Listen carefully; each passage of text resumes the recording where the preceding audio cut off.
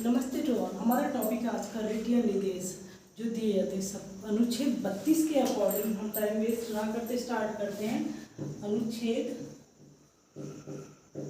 32 के अकॉर्डिंग सर्वोच्च न्यायालय को 5 तरह की रिट दी गई। रिट आदेश दिए गए हैं, मतलब उसके पास ये अधिकार है कि वो 5 तरह के रिट आदेश दे सकता है, निर्देश दे सकता है या रिट दे सकता है। कई बार इससे क्वेश्चन आ जाते हैं बंदी परीक्षा, कई बार इंग्लिश में लिखा हुआ आता है, ये हिंदी नहीं लिखी होती, इंग्लिश में लिखा होता है। तो बंदी प्रतीक्षाधिकार क्या होता है? हैबेस कॉर्पस, परमादेश मैंडेमस, प्रतिषेध प्रोविजन, उत्प्रेषण सर्टियोरी और अधिकार रक्षा को वारंट। सबसे ज़्यादा जो पूछा जाता है को वारंटो, और ये इस तरह ये पूछे जाते हैं, तीनों सबसे ज़्यादा पूछे जाते हैं। अब बुक्स में जो इनकी लैंग्वेज है टफ है, वो समझ में नहीं आती है। अगर हम सीधे सरल बात करें बंदी प्रत्यक्षीकरण, तो बंदी प्रत्यक्षीकरण वो है कि मान लो किसी बंदी ने कोई किसी को अरेस्ट किया, उसने प्रार्थना दी, तो उस अधिकारी जो है, अधिकारी से जो उसको अरेस्ट करने वाला है उससे मतलब पूछा जाता है कि 24 घंटे के अंदर जो वो बंदी है उसको न्यायालय में, मतलब उसको न्यायालय में वो भेजा जाए या उसको न्यायालय में उसे उपस्थिति दर्ज कराई जाए, उसे न्यायालय में उपस्थित किया जाए। 24 घंटे के अंदर का मतलब ये है कि उससे मतलब जो सफ़र करता है, जो यात्रा करता है, वो टाइम काउंट नहीं होगा।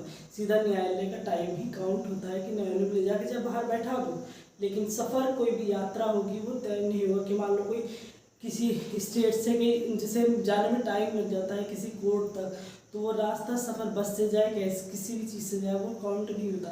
तो सीधा बंदी प्रत्यक्षीकरण ये है कि बंदी को प्रत्यक्ष करना, मतलब उसके सामने प्रस्तुत करना न्यायालय में 24 घंटे के भीतर, और उसमें अधिकारी को ये जवाब देना होता है कि तुमने आखिर इसको बंदी क्यों बनाया है।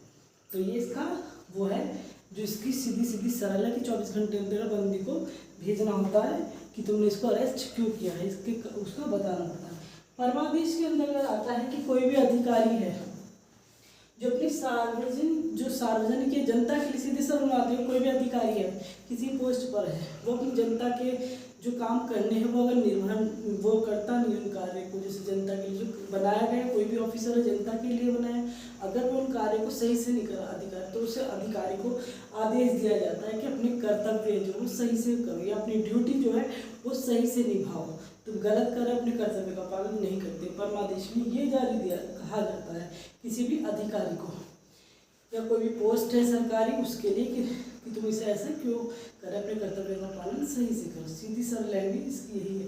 प्रतिषेध में ये होता है, प्रतिषेध होता है प्रोविजन के अंतर्गत जो सर्वोच्च न्यायालय और न्यायालय के अधीन जो होते हैं, मतलब जो सर्वोच्च और हाई कोर्ट और सुप्रीम कोर्ट के अधीन जो न्यायालय, जो छोटे न्यायालय हो गए, समझ लो बड़े न्यायालय सर्वोच्च न्यायालय, और जो छोटे न्यायालय को ये कहता है कि जो मतलब अपने अधिकार क्षेत्र जो किसी भी हाई कोर्ट या किसी भी कोर्ट का है कि वो अधिकार क्षेत्र वाले जिनके अधिकार में आते हैं वही मुकदमे लड़े, उससे बाहर के मुकदमे ना लड़े। सीधी सिंपल लैंग्वेज इसकी यही है। किसी कोई भी कोर्ट होगा उसे सर्वोच्च न्यायालय या उसका निर्देश ये है, रिट ये है कि वो कोई भी कोर्ट अपना जो उनका अधीन है उसके जो अंतर्गत आता है, जैसे कह देते ना, जो भी उसका एरिया होगा उससे बाहर के केस नहीं लड़ेगा, उसमें कोई मतलब इंटरफेयर नहीं करेगा।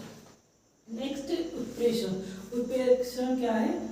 सर्टियोरी। इसका मतलब ये है कि सर्वोच्च न्यायालय उच्च न्यायालय जो अपने जो छोटे उनके अधीन के अंदर जो आते हैं न्यायालय कोर्ट आते हैं, उन्हें ये कहता है कि जो भी लंबित या मतलब लंबित मुकदमे यानी कि जो रुके हुए मुकदमे हैं उन्हें जल्दी से जल्दी मतलब निपटाए, उनका निपटारा करें। जो मुकदमे रुके हुए हैं उन्हें इकट्ठा ना करें, उसे जल्दी से डेट दे या किसी भी तरह कोई भी केस है उसे जल्दी से पूरा करे, उस पर मतलब निष्कर्ष तक पहुँचे या कोई भी मुकदमा उसे निपटाए जल्दी से जल्दी। ये होता है उत्प्रेषण।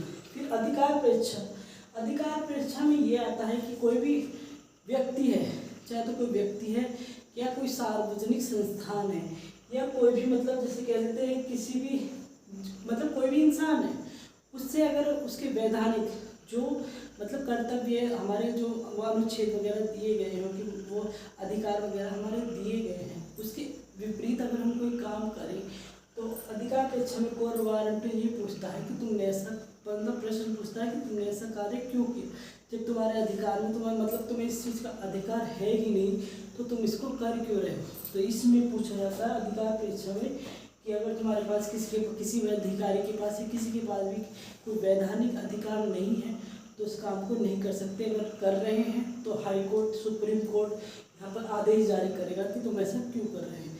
सीधी सरल लैंग्वेज इसकी यही है। बाकी टफ हो जाता है।